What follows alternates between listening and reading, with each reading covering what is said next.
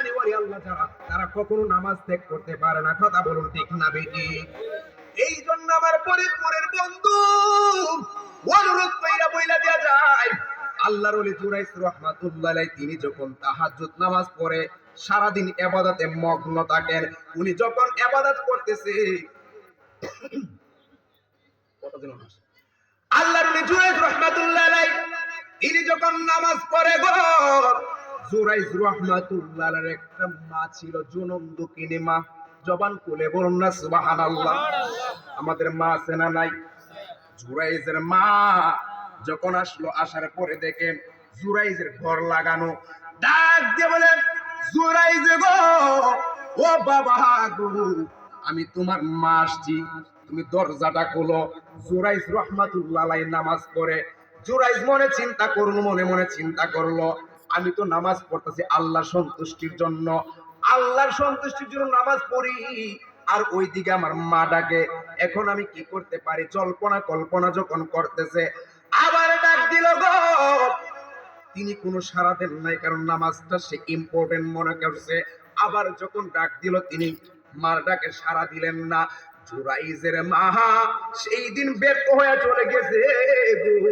আবার যখন জুরাইজ রাহমাতুল্লাহ আলাইহির মা দ্বিতীয় দিনের মতো আবার আসলো, আসার পরে ডাক দিয়ে বলে, বাবা রে, ও জুরাইজ, তুমি কেন কথা বলো না?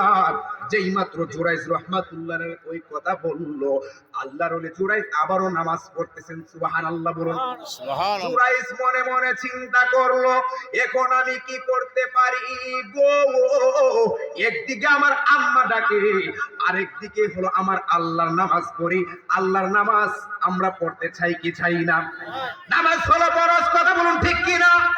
ওনার আম্মা যখন ডাক দিয়ে বলে, জুরাইজ, দুইবার ডাক দিল, তিনবারের মাথায় যখন ডাক দিল রে বন্ধু, এবার জুরাইজ কিন্তু নামাজ ছাড়ে নাই।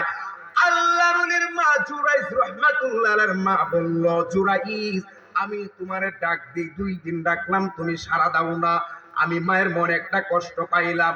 আল্লাহরে ডাক দিয়ে বলে, আল্লাহ গো, আমার জুরাইজ রে কোনো একদিন মরণের আগে বেশ্যা মহিলার সঙ্গে সাক্ষাৎ করায়, জবান করে কি আল্লাহু আকবার বলা যাবে না? সন্তানের জন্য মায়ের দোয়া কবুল হয় কি হয় না? হয়। হোক ভালো দোয়া, হোক নেগেটিভ দোয়া, কথা বলুন ঠিক কি না? মায়ের দোয়া করতে দেরি, আল্লাহ রাব্বুল আলামিন কবুল করতে দেরি হয় না। পৃথিবীর সবার ভালোবাসায় স্বার্থ থাকতে পারে, দোয়ার মধ্যে পর্দা থাকতে পারে, আলেম ওলামার দোয়ার মধ্যে পর্দা থাকতে পারে, কিন্তু 2 জনের দোয়ার মধ্যে ডাইরেক্ট কবুল হয়। একজন হলো বাবা, আরেকজন হলো মা। হাত তুলে বলুন আল্লাহু আকবার বলুন। আল্লাহু আকবার।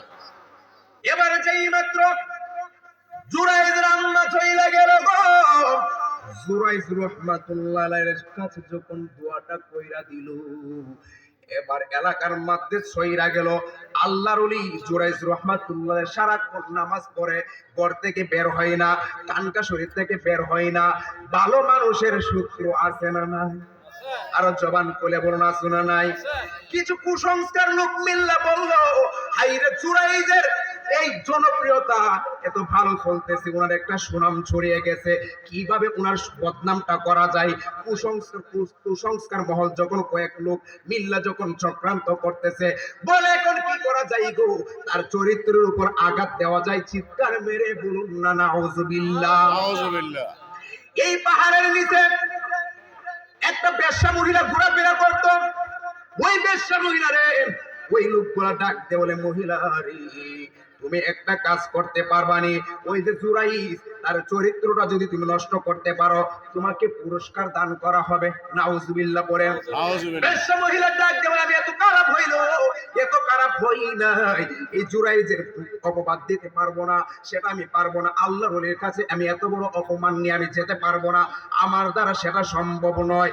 এবার ওই মহিলাকে ব্ল্যাকমেল করলো, যখন মারার হুমকি দিল, এখন জুরাইজের কাছে যখন উনি চলে গেল, কিন্তু কোনো ক্রমে জুরাইজ আল্লাহর ওলির কাছে কোনো চান্স পেলেন না, সুযোগ পেলেন না। এখন কি করা যায়? ওই পাহাড়ের নিচে আরেকটা রাখাল দেখা যায়। রাখালটা ডাক দিয়া বলে, একটা কাজ করতে পারি, তোমাকে আমি হেল্প করতে পারি। বলে, কি হেল্প? আমি তোমার সঙ্গে অবৈধ মেলামেশা করব, যদি সন্তান হয়ে যায় জুরাইজের নামে তুমি সালায়া দিবা। চিৎকার মেরে বলুন না নাউজুবিল্লাহ।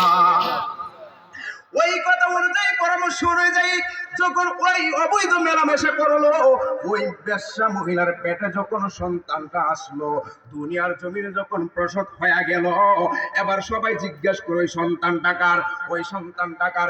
মহিলারা ডাক দিয়ে বলে গো, ওই সন্তানটা হলো আল্লাহর ওলি জুরাইজের। জবান খুলে বলুন না নাউজুবিল্লাহ। ওই কুসংস্কার মহল এবার ওদের প্ল্যান কিন্তু সাকসেস হয়ে গেছে। ওরা মনে মনে চিন্তা করলো, এখন কি করতে পারি? আল্লাহর ওলিগিরি ছুড়াইয়া দিমো, আল্লাহর ওলিগিরি ছুড়াইয়া দিমো। হাই রে, এত বড় ধোঁকা দেয়। ভালো মানুষ সাথে সারাক্ষণ দেখা যায় নামাজ পড়ে, কিন্তু অবৈধভাবে মহিলাদের সঙ্গে গোপনে মেলামেশা করছে। আল্লাহর ওলির কিরানি ছুড়াই দো, তাকে বিচার করা হবে। এবারে যখন জনসমাবেশ হয়ে গেল, উনার যখন বিচারটা করব, প্রথমে উনার খান কাটা ভেঙে গেল, প্রথমে উনার ঘরটা ভেঙে দিল। আল্লাহর ওলি জুরাইজ ডাক দিয়ে বলে, কি আমার অপরাধ, আমি কি করছি? ডাক দিয়ে বলে, জেনে শুনে তুমি অভিনয় করো। বলে, আমি কিসের অভিনয় করি গো, আমি তো কিছু বুঝতে পারলাম না। বলে, তুমি অভিনয় করতেছো, না বুঝার ভান করতেছো, মহিলার সঙ্গে অবৈধ সম্পর্ক করছো, আবার তার গর্ভে একটা সন্তান এসেছে, আবার তুমি বলতেছো কি জানো না। জুরাইজ ডাক দিয়ে বলে, আল্লাহ গো, কি অপবাদের মধ্যে আমি করলাম, এখন আমি কি করতে পারি? বলে, কোথায় সন্তান, কোথায় মহিলা, তার কাছে আমারে লইয়া যাও, যে বিচার নাই তোমরা করো, অসুবিধা নাই, আমি দিতে রাজি আছি। চিৎকার মেরে বলুন না আল্লাহু আকবার। আলা ইন্না আউলিয়া আল্লাহি লা খাউফুন আলাইহিম ওয়ালা হুম ইয়াহজানুন।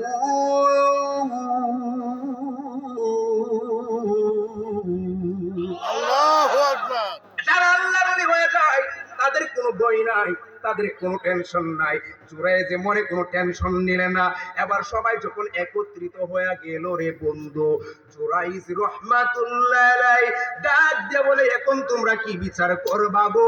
বলে, তোমার কঠিন বিচার করা হবে। বলে, বিচার করার আগে আমার কিছু কাজ আছে। বলে, সন্তানটা কোথায়? সন্তানকে আমার সামনে নিয়ে আসো। সুবহানাল্লাহ পড়েন। সন্তানদের যেই মাত্র আল্লাহর জুরাইজ রহমাতুল্লাহর কাছে নিয়ে আসলো, এবার ছোট্ট সন্তানকে জুরাইজের আঙ্গুল দিয়া যখন পেটটার মাঝে একটা কুচা মাইরা বলল, বাবা তুমি বলে দাও তোমার জন্মদাতা কি? সুবহানাল্লাহ। জবান খুলে বলুন না সুবহানাল্লাহ। ছোট্ট বাচ্চা বসতে পারে না, হাঁটতে পারে না, কিভাবে কথা বলবো?